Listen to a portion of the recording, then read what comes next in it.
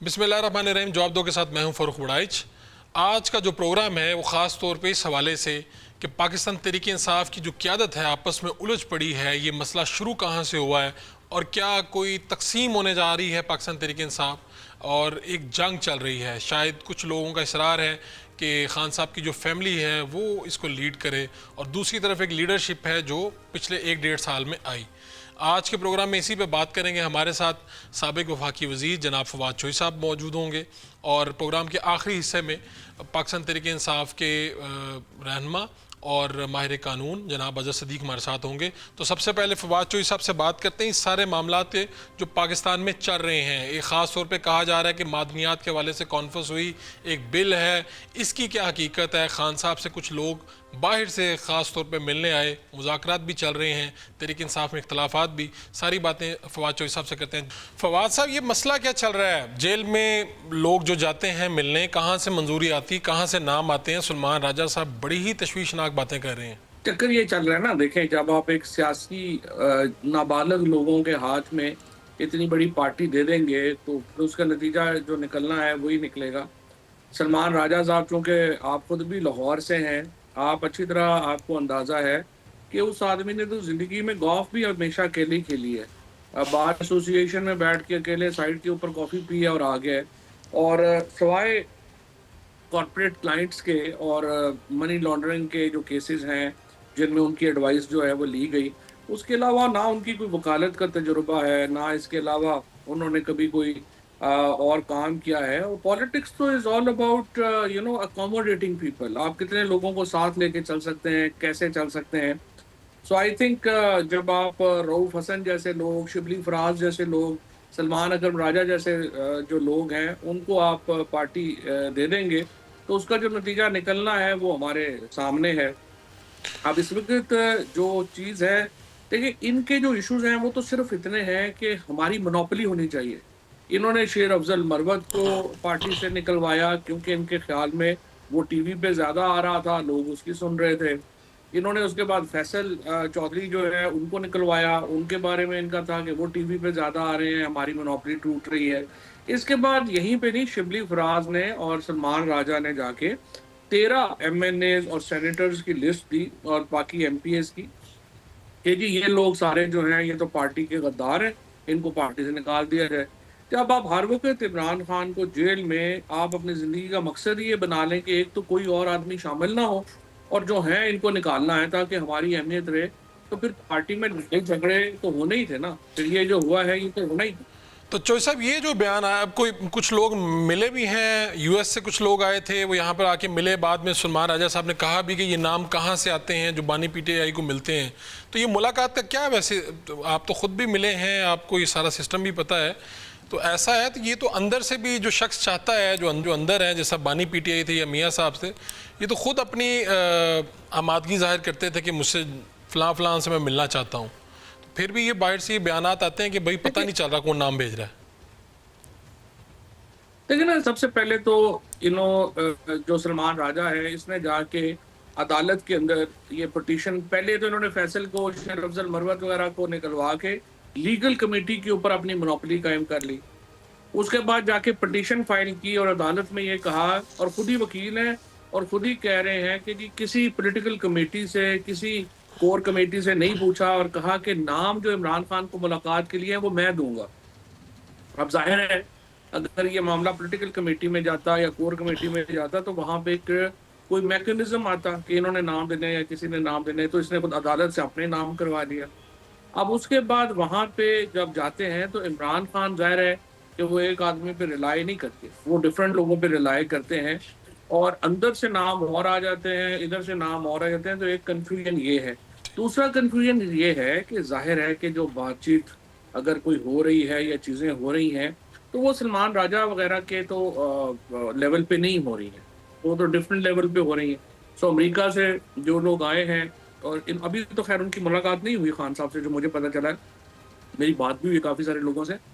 पहले, आज से 4 नवंबर से पहले उनकी मुलाकातें जो हैं वो हुई थी खान साहब से। 5 मुलाकातें उनकी खान साहब से हुई थी। और खान साहब ने मुझे खुद भी ये बात बताई थी। अली अमीन गंडापुर ने और इन्होंने, ये जो अमेरिका से हैं, इन्होंने यही बुनियादी तौर के ऊपर ऑफर्स पहुंचाई थी कि आप बनीगाला चले जाएं या खैबर पख्तूनख्वा चले जाएं तो हम आपको फैसिलिटेट करेंगे या जो भी करेंगे। वो खान साहब ज़ाहिर है कि उसके ऊपर वो नहीं मानते। वो तो सिंपल समझते हैं कि अगले इलेक्शंस की आप हमें बताएं कि कब होने हैं और उसके ऊपर आप आगे चलें। तो वो बातचीत पहले हुई थी। अब ये बातें ज़ाहिर है इनको तो नहीं पता सलमान राजा वगैरह को कि कौन किस लेवल पे बातचीत कर रहा है। तो आप चौधरी साहब, आप वैसे पाकिस्तान की सियासत को समझते हैं। जो नवाज शरीफ साहब के साथ भी हुआ, बीबी ने भी चीज़ें देखी, तो कौन सा रास्ता वैसे अगर आप देखें कि जिस तरह आप खान साहब को अगर ये ऑफ़र दी जा रही है, जिस तरह उन्होंने ख़ुद बताया आपको, तो क्या ये रास्ता मुनासिब नहीं आपके ख्याल में कि यही ठीक है कि वो कहते हैं कि बस मैं यहाँ पे हूँ, मैं जदोजहद कर रहा हूँ, या जो लोग बाहर आके बताते हैं। आप अगर मशवरा देते तो क्या, यानी इस मौके पर अगर आपका मशवरा लिया जाता? देखिए, इमरान खान को जितना मैं जानता हूँ वो नवाज शरीफ नहीं है, वो जरदारी नहीं है, बेनज़ीर नहीं है। वो बिल्कुल अपने मौक़िफ़ से पीछे नहीं हटेंगे और मौक़िफ़ भी उनका जो है वो बड़ा जस्टिफाइड है। देखिए, मौक़िफ़ ये है कि पाकिस्तान में हुकूमत बनाने का इख्तियार पाकिस्तान के अवाम को है। ये एक बड़ी बुनियादी बात है जिसके ऊपर उनका एक मौक़िफ़ है और मेरा ख़्याल है कि इसीलिए पूरा पाकिस्तान इमरान खान के साथ खड़ा है कि ये एक बुनियादी हक़ है मॉडर्न दुनिया में। और इस दुनिया का जो तमाम बेसिस हैं लेजिटिमेसी की हुकूमत की, वो इस हक़ के ऊपर खड़ी है। खुद हमारे आइन का आर्टिकल 2 ये कहता है कि चोज़न रिप्रेजेंटेटिव जो हैं वो फ़ैसला करेंगे उन हदूद के अंदर जो अल्लाह ने मुकर्रर की हैं। अब इस वक़्त ये मामला कि उनको उससे पीछे हटें तो वो पीछे तो नहीं हटेंगे। मेरे ख़्याल में इस वक़्त जो इमरान खान का मौक़िफ़ है वो असूल के ऊपर मबनी मौक़िफ़ है और वो चट्टान की तरह अपने मौक़िफ़ के ऊपर खड़े हैं। आगे इसमें स्ट्रैटेजीज़ हो सकती हैं। Engagement is certainly one strategy जिसके ऊपर होना चाहिए और कुछ ना कुछ शायद हो भी रहा है। अब देखते हैं कि ये मामला आगे कैसे तो बढ़ता है। ये मेरी नज़र के अंदर आजम स्वाति जो वीडियो बयान दिया था, ये भी उन्हीं उन्हीं बातों का तसलसल है, जिस तरह उन्होंने कहा कि वो चीफ के उस्ताद के पास गए, वहाँ से दरख्वास्त की, कि ये पैरेलल कुछ और चल रहा है मुज़ाकरात का मामला? नहीं, ये मामला तो कुछ और चल रहा है। आज़म सवाती साहब हों या कोई हो, देखिए बात ये है कि इमरान खान का तो हमेशा से मौक़िफ़ है ना कि मैं एस्टेब्लिशमेंट से बात करना चाहता हूँ। इमरान खान को मिलिटेंट तो नहीं है ना, हम लोग बंदूकें लेके पहाड़ों पे नहीं चढ़ सकते, बातचीत ही करनी है। वो तो बातचीत करना चाहते हैं, लेकिन सवाल ये है कि उस एंगेजमेंट की मोडालिटीज़ क्या होंगी? अगर वो मोडालिटीज़ जो हैं वो ये हैं कि इमरान खान ने जैसा नवाज़ शरीफ ने वादा किया कि मैं 5 साल चुप करके बैठूँगा, पॉलिटिक्स नहीं करूँगा, बाहर चला जाऊँगा, ये देखें ये इमरान खान ने नहीं माना। मोडालिटीज़ उसकी ये है कि आप इलेक्शन कराएँगे, फ्री एंड फेयर इलेक्शन कराएँगे। अब ये देखिए हुकूमत कहेगी 2.5 सालों में इलेक्शन करवाएँ, इमरान खान कहेंगे 6 महीनों में कराएँ और ये दरमियान की मुद्दत जो है ये नेगोशिएशंस हैं, इनके ऊपर बातचीत होनी है। अब देखते हैं कि इसको कैसे ये चीज़ जो है वो आगे बढ़ती है, कैसे इसको आगे जो है वो जाता है। लेकिन मेरी नज़र में इमरान खान अपने बुनियादी मौक़िफ़ से पीछे नहीं हटेंगे। आज़म सवाती साहब ने बातें एक्चुअली कोई वही की हैं जो पहले बातें हो रही थी, बस उन्होंने ज़रा उसको मज़हबी टच देने के चक्कर में वो ज़रा ज़्यादा ख़राब हो गए। तो आपने ये आपने तो आपकी तरफ से तो तजवीज़ ये भी आई थी कि कोई कौमी हुकूमत, इमरान खान, नवाज शरीफ, ये सारे मिल के कोई तय कर लें वज़ीर आज़म, और यही जो आप बात कह रहे हैं कि इलेक्शन वगैरह के ऊपर कोई डेट और कुछ चीज़ें डिसाइड हो जाएं, इस तजवीज़ को पाकिस्तान तहरीक इंसाफ में भी कोई कबूलियत मिली या नहीं? लेकिन मेरा ख़्याल है कि अगर ये बात आए तो इसके ऊपर तहरीक इंसाफ को क्या इमरान खान जो है उनसे बात हो सकती है। और उसमें देखिए ना बड़ी सिंपल बात है, इस वक़्त आपके हालात ऐसे हैं कि आपको एक कंसेंसस गवर्नमेंट चाहिए। एक आपको जो बड़े मुआशी फ़ैसले करने हैं उसके लिए आपको तीनों बड़ी पार्टीज़ पीपल्स पार्टी, नून लीग और पीटीआई की ज़रूरत है। तो 2 जो हमारे बड़े मुद्दे हैं यानी सिक्योरिटी और इकोनॉमी, उसके लिए आपको एक मिनिमम कंसेंसस चाहिए और वो मिनिमम कंसेंसस सिर्फ नेशनल गवर्नमेंट से आ सकता है, कंसेंसस गवर्नमेंट से आ सकता है। और ऐसे शख्स को ये ला सकता है जिसको इमरान खान, नवाज शरीफ और आसिफ जरदारी तीनों उसके फैसलों को एंडोर्स करें। तो चौधरी साहब, वहाँ हुकूमती सफ़ों में तो ये जब भी वहाँ से कोई राय लेते हैं तो वो तो कहते हैं सब सुकून है इस वक्त, ना पाकिस्तान तहरीक इंसाफ की कोई क़यादत है, ना कोई बड़ी सरगर्मी है, ना कोई अपोजिशन अलाइंस है, अदालतों से, मीडिया से, अब कहीं से तो कोई किसी किस्म का कोई ख़तरा ही नहीं है। तो वो कह रहे हैं कौन से सिस्टम में रुकावट है, कौन सा सिस्टम है जो खान साहब के बगैर नहीं चल सकता, हम ठीक चला रहे हैं सब कुछ। ये बात ठीक है, आपकी बात ठीक है। एक जो इस वक़्त फीलिंग है वो यही है। क्योंकि हमारे यहाँ हुकूमत ने फैसला किया है कि पाकिस्तान सिर्फ लाहौर, कराची, इस्लामाबाद और पेशावर और कोयटा का नाम है। बाकी जो शहर हैं उनमें जो कुछ होता रहे उनका प्रॉब्लम नहीं है। अब आप देख लें कि पंजाब में किसान तबाह बर्बाद हो गया है, 2000 रुपए के ऊपर गंदम आ गई है। आप देख लें टेक्सटाइल मिलें बंद हो गई हैं। फैसलाबाद, सियालकोट जो जैसे जो शहर हैं जो पूरी पाकिस्तान को लेबर देते थे, वहाँ पे एक हाहाकार मच गई है। आप देख लें खैबर पख्तूनख्वा और बलूचिस्तान में कहा जा रहा है सरकारी नोटिफिकेशन आ रहे हैं, आप शाम को रात को सफर ना करें। आपकी शाहराहें बुनियादी तौर के ऊपर टेक ओवर हो गई हैं, आपकी रेलवे टेक ओवर हो गई है। और ये जो पंजाब में या सिंध में जो मामला है वो सिर्फ एक इंसिडेंट के ऊपर खड़ा हुआ है। कोई एक इंसिडेंट हो गया, पाकिस्तान के अंदर इरप्ट हो जाएगा, ये जो सुनामी है वो इरप्ट हो जाएगा। लोग शदीद नाराज हैं और इस वक्त हुक्मरान तबके में और पाकिस्तान के अवाम में बहुत बड़ा फ़र्क है। सवाए जबर, फस्तायत और कोएर्जन के कोई और स्ट्रेटजी हुकूमत के पास नहीं है इस वक्त कि वो इसको जो है वो मामलात को चला सके। तो आप कितनी देर बर्बरियत और फस्तायत के ऊपर मामला चला सकते हैं? ये कोई रशिया तो नहीं है स्टॉलिन का कि आप जो है वो आप लोगों को सीधी गोलियां मारेंगे। आप लोगों को कितनी देर 1 लाख से ज़्यादा छापे जो है वो पंजाब में मारे गए हैं। अभी तो रिपोर्ट भी आपने देख ली होगी कि 35,000 बंदा तो सिर्फ 9 मई के केसेस में जो है वो गिरफ्तार किया गया है या वो मफरूर है, और 10,000 से ज़्यादा लोग यानी 50,000 आदमी पंजाब में आपने जो है वो एफआईआर्स में डाला, क्रिमिनल केसेस उन पे किए। वो सारे लोग जो हैं वो क्या ख्याल है आपका कि वो घर में आराम से बैठे हुए हैं? उनके दिल में बड़ी मोहब्बतें जाग रही हैं हुक्मरानों के लिए। तो जाहिर है कि पाकिस्तान एक कैच के ऊपर है।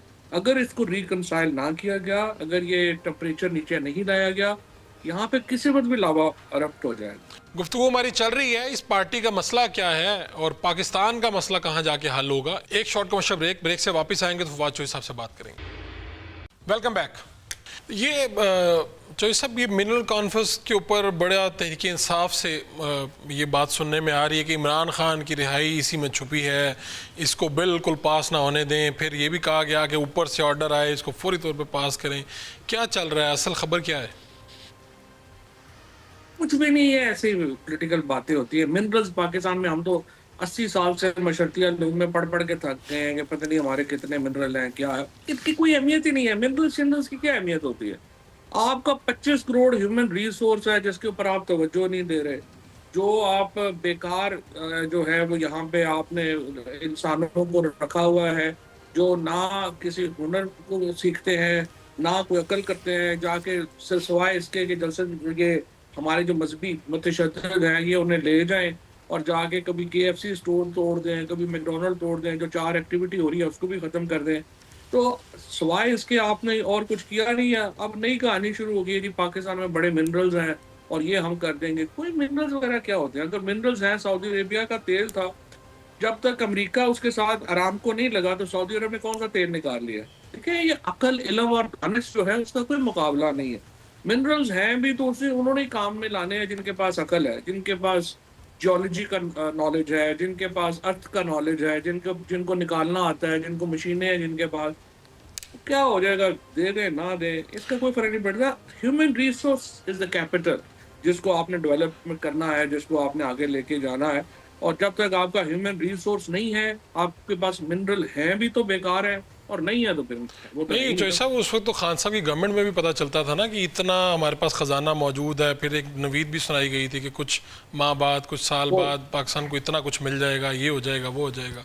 तो ये कहानी तो हमने पता नहीं कहाँ से सुनते आ रहे हैं, मतलब खान साहब से भी पहले की बात है और अब फिर दोबारा भी हम ये सुन रहे हैं। अल्लाह करे कि इसमें कुछ हो भी। ये जो जेल उसमें होता ही है। जी जी उसमें मैं आपको थोड़ा क्लैरिफाई कर दूं कि होता यह है कि आपको फॉर एग्जांपल आपको एक इत्तला मिली या आपने जो इनिशियल सर्वे किया जी तो उसमें आपने देखा कि ये जो है यहाँ पे इतनी गैस जो है वो हो सकती है। उसके बाद वो जो कंपनी है, मेरा ये ख्याल है एक्सॉन थी, जो दुनिया की ज़ाहिर है कि one of the biggest company है, उन्होंने उसके ऊपर मिलियंस ऑफ डॉलर खर्च किए। तो गवर्नमेंट को ये होप थी कि जी अगर वो इतने मिलियंस ऑफ डॉलर खर्च कर रहे हैं तो शायद होगा, क्योंकि उन्होंने उसके ऊपर स्टडी किया था पूरा। लेकिन अल्टीमेटली जब उन्होंने वो खर्च कर लिए पैसे, रिसर्च कर ली, तो वहां से गैस नहीं निकली या तेल नहीं निकला। देखें, मिनरल्स हर जगह पे होते हैं, नीचे होते हैं, बट प्रॉब्लम ये होती है कि उसकी कॉस्ट ऑफ एक्सट्रैक्शन जो है वो डिटरमिन करती है कि वो निकालने भी हैं आपने या नहीं निकालने, क्योंकि ये ना हो कि एक्सट्रैक्शन के ऊपर इतना पैसा लग जाए कि जो वहां पे पड़े हुए हैं उनकी मालियत उससे कम हो। तो it's very, I would say very technical thing to do. लेकिन ये पाकिस्तान में ये जो लोग सारे लगे हुए हैं कि पता नहीं हम क्या हो जाएगा, इधर क्या हो जाएगा, कुछ नहीं है। अगर कोई बाहर से लोग आ जाए, शुगर करें, आ जाएंगे, उनको भी फायदा हो जाएगा, हमें भी कुछ फायदा हो जाएगा। पहले सुई गैस यहाँ पे निकली थी, सुई गैस पाकिस्तान के पास इतना बड़ा जखीरा था, हमने क्या तीर मार लिया उससे, सारी बलोचिस्तान का हमने बेड़ा गर्क कर दिया, सारी गैस जाया कर दी चूल्हों में डाल डाल के, ना कोई प्लानिंग ना कुछ। क्या इसमें मिनरल्स निकल आएंगे तो क्या हो जाएगा? जब तक ह्यूमन रिसोर्स डेवलप नहीं होता, ये बाकी बातें बेकार है। ये अभी जो बलूचिस्तान में भी जो मार्च और फिर केपी में भी कुछ चीज़ें बहुत खुल के डिस्कस नहीं हो रही, आपको इसका हल यही नज़र आता है कि भाई इमरान खान भी बाहर आए, नवाज शरीफ भी बैठे, ये सब लोग बैठें, फिर इसका कोई हल निकलेगा? बहुत खुल के डिस्कस तो हो नहीं ना सकते, फिर आप और मैं दोनों मिसिंग पर्सन हो जाएंगे। जजों की जो हाल है वो आपने देख ही लिया है, तो इसलिए बहुत खुल के अब क्या डिस्कस कर सकते हैं, बस जितना कर सकते हैं उतना ही कर सकते हैं। देखिए, इसमें सिंपल बात है, जो पाकिस्तान के अंदर कंसेंसस चाहिए, जो पाकिस्तान के अंदर इस वक्त एक इत्तेफाक, मैंने आपको दो मिसालें दी कि लेट से अगर आपने बलूचिस्तान के बारे में बड़े फैसले करने हैं और इमरान खान उन फैसलों में आपके साथ नहीं है, आप नहीं कर सकते। अगर आपने सिंध की केनाल्स के ऊपर बात करनी है और आसिफ जरदारी और पीपल्स पार्टी आपके साथ नहीं है, आप नहीं कर सकते। अगर आपने सिंध में ज्यादा जोर लगाया केनाल्स वगैरह के इशू के ऊपर, तो जिस तरह आपने बलूचिस्तान और खैबर पख्तूनख्वा नेशनलिस्टों के हवाले कर दिया है, आप सिंध को भी नेशनलिस्ट के हवाले कर देंगे। तो जरूरी है कि एस्टैब्लिशमेंट पीपल्स पार्टी को रूम दे, थोड़ी जगह दे सिंध में, कि वो एक पॉलिटिक्स, जो नेशनल पॉलिटिक्स, जो I must admire Bilawal Bhutto जो उन्होंने तकरीर की थी आखिरी। देखिए, ये पॉलिटिकल पार्टीज, पीपल्स पार्टी, नून लीग और पीटीआई, यही तो पाकिस्तान के लिए एसेट है कि ये वफाक की बात करती हैं, एक नेशनल कॉन्स्टिट्यूशन की बात करती हैं, एक बड़ी बात करती हैं। सो इनको प्रोटेक्ट करना चाहिए। ये आपने अदम एतमाद को जैली क्यों कहते हैं आप? यानी खान साहब के खिलाफ जो अदम एतमाद आई थी, उसमें फेक क्या है? यानी क्या वो मसनूईपन था या कहीं और से लाई गई? सियासी लोगों ने मिल के अदम एतमाद, आपने इसके बारे में लिखा भी ना कि भाई आज के ही महीने में इस तरह से अदम एतमाद के ज़रिए इमरान खान को भेजा गया था घर। तो ये तो पहले वज़ीर आज़म है जिनको अदम एतमाद के ज़रिए भेजा गया। पहले वज़ीर आज़म है जिनको अदम एतमाद के जरिए भेजा गया। और जो एतमाद जर्नली इस तरह थी कि जो लोग थे उनकी मर्जी शामिल नहीं थी, उनको उनकी मर्जी के खिलाफ वोट दिलवाया गया। मसलन मुत्तहिदा कौमी मूवमेंट जो है, जिन्होंने हमें खुद बताया कि उनके ऊपर किस तरह का प्रेशर एक्सरसाइज किया गया, बीएपी के ऊपर किस तरह का प्रेशर एक्सरसाइज किया गया। फिर बाद में जो हुआ वो तो आपके सामने ही है, जिस तरह से लोगों को उठाया गया, किया गया, वो भी आपके सामने है। तो जब एक अदम एतमाद, असली अदम एतमाद तो ये होती है ना कि लोग ऑन द विल ऑफ जो पीपल है उसके मुताबिक जो है वो वोट करें और प्राइम मिनिस्टर को आउट कर सकते हैं। लेकिन यहाँ पे, और अब आपके सामने, तो अब तो सब आपके पाकिस्तान में बात लोग हो भी रही, तो उस वक्त बहुत लेकिन नाराज थे, रिपब्लिकन, आप लोग बात भी नहीं सुनते थे। मुझे याद है कि यहाँ से मजारी साहब थे, कौमी असम्बली के रुकन थे, उन्होंने 2-3 मरतबा उनके बारे में बयानात किए। उन्होंने खुद मुझे बताया कि मैंने इन्हें कहा कि आप ये एक्सक्यूज़ करें मेरे बारे में, आपने कहा जी पैसे लेके उधर गया। असद कैसर साहब, वो ये बाकी लोग मान गए। बात चाहे पुरानी है लेकिन रिकॉर्ड पे आनी चाहिए। बहुत से लोगों के तो गिले शिकवे थे जिनको एड्रेस ही नहीं कभी किया गया, वो उन लोगों ने वोट डाला जाके। नहीं, वो बात सही है आपकी, लेकिन वोट जो है वो उन्होंने बाकायदा जो है वो एस्टैब्लिशमेंट के कहने पे तब्दील किया था, वैसे थोड़ी नहीं किया था। जनरल बाजवा साहब ने एक फैसला कर लिया कि एक एक्सटेंशन मैंने ली है पीटीआई से, अगली एक्सटेंशन मैंने नून से लेनी है। इसकी वजह से फिर वो सारा जो है वो मैनूवरिंग उन्होंने की। और बिल्कुल अभी तो जो रिपब्लिकन्स हैं, फॉर एग्जांपल जो मिडिल ईस्ट के लिए स्पेशल रिप्रेजेंटेटिव हैं प्रेसिडेंट ट्रंप की, उनकी तो एक स्टेटमेंट्स हैं आपको ले आम के, वो कहते हैं कि बाइडेन इंतजामिया ने they played an active role for in the removal of Imran Khan government. तो क्या इमरान, ये अब यूएस जो है आपका, तो वहाँ पे लॉबिंग भी बड़ी अच्छी चल रही है, तहरीक इंसाफ वाले करते भी हैं, तो वो क्या यूएस कभी अपने इस रोल से पीछे हट गया है अब? यानी अब वो किसी तरह से भी किसी हुकूमत को सपोर्ट नहीं कर रहा हमारे यहाँ? फिलहाल तो नहीं कर रहा, फिलहाल तो प्रेसिडेंट ट्रंप की प्रायोरिटी में पाकिस्तान नहीं है। तो फवाद चौधरी साहब, आपकी पार्टी में शमूलियत होते होते हम देख रहे थे, बिल्कुल होने के करीब थी, और फिर मेरे ख्याल कुछ लोगों ने, ये जिनकी आप शायद नाम ले रहे हैं, इन्होंने ही रुकवाई आपकी शमूलियत। क्या इमरान खान साहब से आपका कब रब्ता हुआ, आखिरी मुर्दा मुलाकात वगैरह?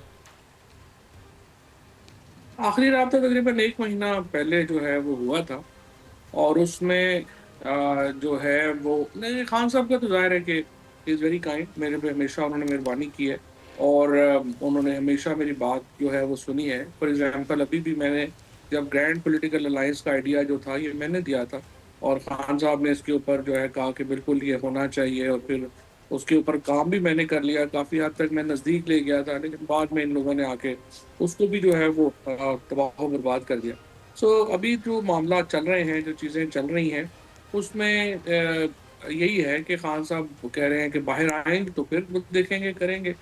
बट अभी तो प्रॉब्लम ये है, खान साहब बाहर कैसे आएँगे? जब तक एक बड़ी पॉलिटिक्स नहीं होगी, जब तक ये ग्रैंड पॉलिटिकल अलायंस नहीं बनता, मौलाना फजलुर रहमान और इमरान खान के दरमियान एतमाद कायम नहीं होता, हुकूमत को, जिस तरह अभी आपने अपने पहले सवाल में कहा था कि कोई वो समझते हैं कि खतरा नहीं है। लेकिन जिस दिन जेयूआई और पीटीआई इकट्ठा हो जाए, उस दिन जो कार्ड की गेम है वो बदल जाती है, और फिर जेयूआई और पीपल्स पार्ट पीटीआई जो है वो बहुत बड़ी फोर्स है। तो एक मसला तो आप ये भी समझते हैं कि इमरान खान के इर्द गिर्द या जिनसे वो रोज़ इंटरेक्शन कर रहे हैं या हफ्ते बाद कर रहे हैं, वो पॉलिटिकल एज सच नहीं है। यानी अगर आपको मौका मिले और आप जिस तरह आपने अलायंस की बात की तो बात पहुंचाते रहें, तो शायद हालात आज मुख्तलिफ हों। इमरान खान का सलमान राजा, शिबली फराज, रऊफ हसन, इनसे मशवरा करना ऐसे ही है जैसे वो जेल की दीवारों से मशवरा कर लें। उतनी ही वो बेकार हैं। उनको क्या पता कि क्या पॉलिटिक्स क्या करनी है, क्या होना है। फिर देखें वो रेलेवेंट इन्फॉर्मेशन देने की पोजीशन में ही नहीं है। तो इसलिए इमरान खान का ये जो लोग उन्होंने लगाए हैं, उसमें तो ज़ाहिर है कि वो समझते होंगे कि बाहर कोई और तरह लोग हों, तो फिर establishment can play around with them. So उन्होंने एक ऐसे लोग लगा दिए जो जिनकी कोई सच्ची बात है कि कोई पॉलिटिकल एक्यूमेन भी नहीं है, कोई उनको समझ भी नहीं है, और उसका नुकसान तो हो रहा है पार्टी को। बट अल्टीमेटली मैं ये समझता हूँ कि ये इर्रेलेवेंट है, जिस मर्जी को लगा दें। तो द आप रियल थिंग इस वक्त, अगर आप आज जी जी जी। अ, अगर आप आज की बात करें ना जी, तो मेरे ख्याल में सबसे इम्पोर्टेंट ये है कि अलीमा खान और अली अमीन गंडापुर आपस में बैठ के अपने जो गिले शिकवे हैं उनको दूर करें, और उसके बाद अली अमीन गंडापुर जो है वो मुज़ाकरात का जो लेके चलना चाहते हैं वो मुज़ाकरात कर लेके चले, और अलीमा खान रेजिस्टेंस की मूवमेंट जो है उसको आगे बढ़ाएं। क्योंकि लोग इस वक्त फैमिली के साथ जुड़ेंगे, उस वक्त और किसी के साथ उनकी ना हमदर्दी होगी, ना चीज़ होगी। जिस तरह आपने देखा कि पिछली दफ़ा भी सबसे बड़ी जो सीरियस एफर्ट अब तक हुई है वो बुशरा बीबी ने की है इमरान खान को बाहर लाने की। इस वक़्त भी अगर कोई सीरियस एफर्ट कोई कर सकता है, तो वो हलीमा बीबी और उनकी बहनें हैं। तो इसलिए मेरा ख़्याल है उनको ज़रूरत है कि वो इसको जो है वो आगे बढ़ाएँ। ये नवाज शरीफ साहब भी सियासत में बड़े सरगर्म हो गए हैं, कोई खबरें आ रही हैं वो दूसरे सूबों में जाएंगे, करेंगे। किस तरह से आप देख रहे हैं इसको भी? देखिए, नवाज शरीफ पाकिस्तान में बड़े सीनियर पॉलिटिशियन हैं। सिर्फ मुझे ये लगता है कि उन्होंने अपना, शायद बड़े लीडर में जो एक और इम्पोर्टेंट सलाहियत होनी चाहिए, वो माजी को भूल के तल्खियाँ ख़त्म करके आगे बढ़ने की होनी चाहिए, जो अभी तक नवाज शरीफ साहब की तरफ से डिस्प्ले नहीं हुई। उनकी पार्टी के अंदर बहुत लोग हैं जो समझते हैं कि हमारी पॉलिसी गलत है, और वो नून लीग को वापस ट्रैक पे लाना चाहते हैं, और जमहूरियत की तरफ वापस लाना चाहते हैं। लेकिन नवाज शरीफ शायद समझते हैं कि उनकी बेटी की जो सियासत है, उसका मुस्तकबिल फ़ौज से जुड़ा हुआ है, और एस्टेब्लिशमेंट ही उनकी बेटी को आगे आप प्रोटेक्ट कर सकती है और आगे ले जा सकती है। जिसकी वजह से वो इस वक़्त बिल्कुल शहबाज शरीफ में और नवाज शरीफ में जो एक ट्रेडिशनल फ़र्क रहा है वो ख़त्म हो गया है, और नवाज शरीफ अभी बिल्कुल एक समझिए कि एस्टेब्लिशमेंट ही के स्टूज के तौर के ऊपर देखे जा रहे हैं। अब ज़ाहिर है कि उनका रोल इम्पोर्टेंट है, बड़ा रोल है। कैसे वो इस मामले से डील करते हैं, और मेरे नज़र में मैं तो बात यही करता हूँ कि हमेशा एस्टेब्लिशमेंट का भी एक इम्पोर्टेंट पॉलिटिकल पाकिस्तान के अंदर रोल है, और उसको तस्लीम करते हुए हमें आपस में जो पॉलिटिकल पार्टीज़ हैं, उनको और एस्टेब्लिशमेंट को भी आपस में बैठना चाहिए, और देखना चाहिए कि हम पाकिस्तान के लिए क्या एक बड़ा सीओडी कर सकते हैं, एक चार्टर हम तय क्या कर सकते हैं कि क्या-क्या मामलात हैं और कैसे आगे चलेंगे, और कैसे हम एक लिमिट्स क्रिएट कर सकते हैं एक-दूसरे के लिए। बस मैंने आपका शुक्रिया अदा करना है। वैसे एक बात आपसे पूछना चाह रहा हूँ चौधरी साहब कि ये जेल जो है ये इंसानी सोच पे काफ़ी असरअंदाज होती है। मैंने देखा है बड़े लोग मेच्योर हो जाते हैं। आपने देखा कि खान साहब पे भी इसका कोई असर पड़ा है? यानी जो अगर नवाज शरीफ साहब के साथ वो ना बैठने वाली कोई सोच भी थी उनकी, वो इन्हें चोर और इस तरह के अलकाबात से पुकारते थे, क्या अब जब वो बाहर आएंगे तो उनकी सोच मुख्तलिफ है? आपकी जो मुलाकातें हुई उससे क्या आपने तासुर लिया है? देखिए, इमरान खान तो बड़े बिटर हैं, सच्ची बात ये है। और उनकी बिटरनेस में शायद इजाफा ही हुआ है। फ़र्क मैंने देखा है, जो ज़्यादतियाँ हुई हैं लोगों के साथ, लोगों ने लिस्टें बनाई हुई हैं लोगों की, जो लोग उनके घरों में एंटर हुए, जिन्होंने बीवी बच्चों के साथ ज़्यादतियाँ की हैं, जिन्होंने टॉर्चर किया है, ज़ुल्म किया है, उन तमाम लोगों की लिस्टें बनी हुई हैं और it won't go easy. Pakistan को अगर एक हीलिंग टच ना मिला और पाकिस्तान के अंदर बिटरनेस जो है वो बढ़ेगी। एंड रेस्ट एश्योर्ड कि ये मामला अच्छा इख्तिताम होना बहुत ही अहम है पाकिस्तान के लिए। ठीक है, बहुत शुक्रिया आपका फवाद चौधरी साहब, आपने वक्त दिया। बिल्कुल पाकिस्तान को आगे बढ़ना है और सियासी कुव्वतों को आपस में बैठना है। एक शॉर्ट शॉट लेंगे, ब्रेक से वापस आएंगे तो पाकिस्तान तहरीक इंसाफ के रहनुमा सदीक अजहर से बात करेंगे कि तहरीक इंसाफ के अंदर क्या चल रहा है, उसमें क्या जो बुशरा बीबी हैं और अलीमा साहिबा हैं, इनके हवाले से भी जब वो बाहर थी पहले तो मुतज़ाद इतलात थी, और अब जो पार्टी के अंदर ये भी है कि चेयरमैन PTI बैरिस्टर गोहर और जनरल सेक्रेटरी जो है सलमान अकरम राजा, उनके दरमियान बड़ी तल्ख कलामी हुई है। ये रिपोर्ट्स आ रही हैं। एक शॉर्ट कमर्शियल ब्रेक, वापस आते हैं तो बताएंगे आप। वेलकम बैक जी। पाकिस्तान तहरीक इंसाफ के इस वक्त रहनुमा और माहिर कानून जनाब अजहर सदीक साहब हमारे साथ मौजूद हैं, जो सूरत हाल पे हम बात कर रहे थे। अजहर साहब, इस वक्त सिचुएशन क्या चल रही है? यानी मैं अगर आपके सामने सिर्फ फवाद साहब की एक बात रखूं जिसमें उन्होंने ये कहा कि कुछ दिन पहले वकील पेश ही नहीं हुए और ये जो पाकिस्तान तहरीक इंसाफ के इस वक्त की क़यादत है, ये चाहती है कि ट्रायल में हमें सज़ाएँ मिलें और फिर ये पार्टी पे कब्ज़ा कर लें। तो बड़ी तशवीशनाक सूरत हाल नहीं है कि क़यादत अंदर है, वकील जाते नहीं हैं या केस सही तरह से लड़ नहीं रहे? ये बात दुरुस्त है?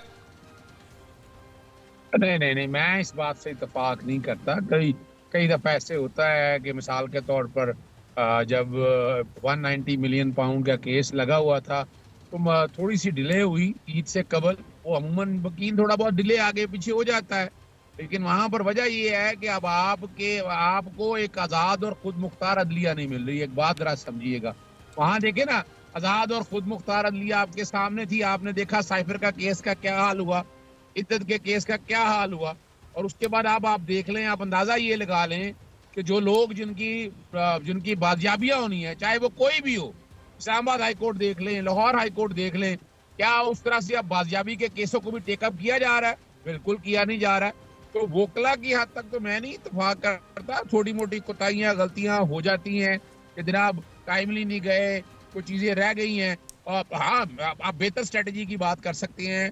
इमरान खान साहब जब बाहर होते थे, जब हमारी मुलाकातें हुआ करती थी, तो हर पेशी के बाद हमारी गुफ्तो शनीद हुआ करती थी, चाहे स्काइप पे, चाहे वीडियो लिंक पे, या जमान पाक में, या बनी काला के अंदर, कि वहाँ गुफ्तगू हुआ करती थी, अगली स्ट्रेटजी तय किया करती थी। ये एक फुकदान आप कह सकते हैं कि लीगल टीमों के हवाले से जहाँ एक इस स्ट्रेटजी जो है ना, वो कोई ना कोई तय होनी चाहिए, वो आपस में डिस्कस आप कह रहे हैं कम्युनिकेशन गैप है कानूनी मामलात के हवाले से? आप ये कह सकते हैं, आप ये कह सकते हैं कि कम्युनिकेशन गैप है। अगर ऐसी, अब आपके सामने मिसाल रख रहा हूँ ना, बताएं सिर्फ सिंध हाई कोर्ट के अलावा इस्लामाबाद हाई कोर्ट में आईनी बेंच क्यों नहीं बन रहा? मेरा एक सवाल है, अपना पेशावर हाई कोर्ट में क्यों नहीं बन रहा? लाहौर हाई कोर्ट में क्यों नहीं बना? बलोचिस्तान हाई कोर्ट में क्यों नहीं बना? ये सिर्फ सिंध हाई कोर्ट में ही क्यों बना? मैंने एक सवाल दे देना, क्यों बना है? ठीक है, ये सब इस सवाल में अजहर साहब, ये तौर पर पाकिस्तान तहरीक इंसाफ इतनी बड़ी सियासी पार्टी, वकीलों को क़यादत सौंप दी खान साहब ने, और वो तो आपस में उलझ रहे हैं कि मुलाकात करने मैंने जाना नहीं है, तुमने नहीं जाना, मैं बताऊंगा, तुम बताओगे, आपस में चेयरमैन सेक्रेटरी दस्तों गिरेबान है। ये कैसे चल रहे हैं? अच्छा देखिए, मैं तो पहली तो बात है कि ये जो पिटीशन डिसाइड की 3 मेंबर बेंच ने, मैं इसके हक में नहीं था। अच्छा, मेरी जो कि 2 आईनी दरखास्तें वहाँ पेंडिंग पड़ी थी, जिसमें मैंने कहा था कि prison act, prison rules, universal declaration of human right, ICCPR, Nelson Mandela rules का आप जो है ना, उस पर अमल दरामद होना चाहिए। अब लार्जर बेंच के पास गया, ठीक है, वो अपना अंदाजा लगाए ना, वो ऑर्डर तो पहले ही मौजूद है कि मुलाकात करनी है, वो सारे दरवाजे बंद हो गए, और वो क्या हुआ, उस साथ एक ऑर्डर ऐसा आ गया जो काबिल अमल दरामद नहीं है, आपके सामने है, तौहीन अदालत की दरखास्त दायर करें, वो नहीं लगती है। और मैंने अब ये अगर मामला इतना था अगर सारी बातों को सामने रख के देखें तो अब कंफ्यूजन जो है ना वो ये पेश हुई है। मैं तो पहली तो बात है, मैं लार्जर बेंच के सामने केस डिसाइड करने के हक में नहीं था। मैंने तो मुतफरक दरखास्त कह रहा हूँ कि जहाँ मैं ये कहूँगा कि ये मेरी दरखास्तें आपने गलत फहमी की बुनियाद पर डिसाइड कर दी हैं, ये लहदा रखें ताकि मामला आ जाए। और उस कमाल की बात है, उस ऑर्डर के अंदर जिस रूल का जिक्र है वो रूल तो अल्ट्रा वायरी डिक्लेयर कर दिया इस्लामाबाद हाई कोर्ट ने। इसी तरह लाहौर हाई कोर्ट ने भी उसी फैसले को सामने रखते हुए वो अल्ट्रा वायरी डिक्लेयर कर दिया हुआ है। तो ये जो वकीलों के आपस में मसाइल है वो अपनी जगह है, और हमें पता है कि आपको पता है हर कोई वकील दूसरे वकील समझता है कि मैं बड़ा आदमी, मैं बड़ा वकील हूँ। और ये चूंकि एक कम्युनिकेशन गैप का मसला है, ये खत्म होना चाहिए। और असूली बात है, देखें ना, अगर आप देखें, अगर आप इस्लामाबाद हाई कोर्ट में लार्जर बेंच ने फैसला किया कि मीटिंग्स को कौन डिसाइड करेगा, कौन रेगुलेट करेगा, तो असूली तौर पर तो उसके मुताबिक चलनी चाहिए थी, इसमें तो कोई शक नहीं है। लेकिन अब चले, अगर ऐसा हो भी गया है, इसको आपस में बैठकर कोई ना कोई इसके पैरामीटर्स तय होने चाहिए, चाहे कोर कमेटी इसके ऊपर बैठे या आपस में लोग बैठे, ताकि ये वाला जो इंप्रेशन जा रहा है ना बाहर आम लोगों में, वो इंप्रेशन ना जाए। तो ये जो आपकी तरफ से ये बात आती है जी, इस वक्त पूरे पाकिस्तान के वकला मुतहद हैं, हर जगह पे कैदी नंबर 804 के नारे हैं। 26वें आईनी तरमीम के बाद क्या कितना को बड़ा इकट्ठ हुआ वकला का, या इसके हवाले से कितना बड़ा कोई आपका रद्दमल था जिसके बाद मुल्क में हुक्मरानों को और जिन लोगों ने ये सब काम किया उनमें ये आ गई हो कि यार ये हमारे से क्या हो गया, अब हमें वापस लेना चाहिए स्टेप? ऐसा तो कुछ भी नहीं हुआ, ना नज़र आया कहीं पे, ना कहीं पे कोई लाहौर माल रोड पे नज़र आई कोई तहरीक, कोई इतना बड़ा जमे गफ़ीर के जिसे हुकूमत रोक ही ना पाती, ना कहीं इस्लामाबाद डी चौक में, कुछ भी कहीं पे भी नहीं हुआ। देखिए, एक मैं बताऊँ आपको, बड़ा ऐसा बात सिर्फ सिंपल सी है। इस वक्त आपको पता है कि हमें जो प्रॉब्लम्स हुई या दिक्कतें हुई, उस चीज़ को समझने वाली बात है। इस वक्त हमारा एक जो ग्रुप है ना, जो कि सियासी जमातें हैं, तो इस वक्त लड़ाई जो है ना, वो सियासी जमातों ने हमारी बार एसोसिएशन के अंदर भी मामला में काफ़ी मुदाखलत की, और उस मुदाखलत का नतीजा ये हुआ कि इस वक्त आपने देखा कि लाहौर हाईकोर्ट बार इलेक्शन जो है वो प्रोफेशनल ग्रुप जीत गया, जो अदलिया की आज़ादी के लिए, उसका पाकिस्तान तहरीक इंसाफ से मैं नहीं कहता, लेकिन जो कि प्रोफेशनल ग्रुप हमेशा अदलिया की आज़ादी के लिए काम करता रहा है और वो काम करता रहेगा।